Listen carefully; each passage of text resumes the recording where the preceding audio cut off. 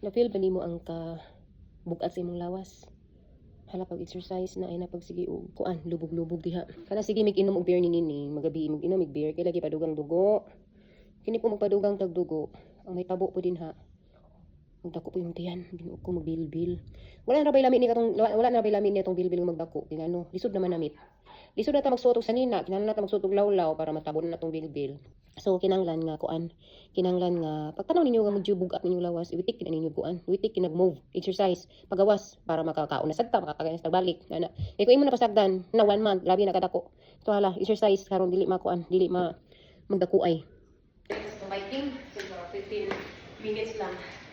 Ito para sa allergy. Exercise.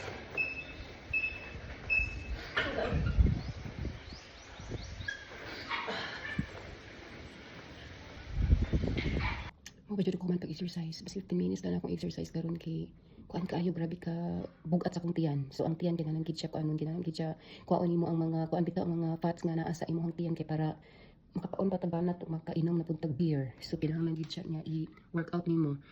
So bisag wala mo di mo mag-gym, kuan lang sa balay lang lihok-lihok. Bending sa dinha, stretching. So kay para kuan kay para dili magkuan magpulpul yung lawas.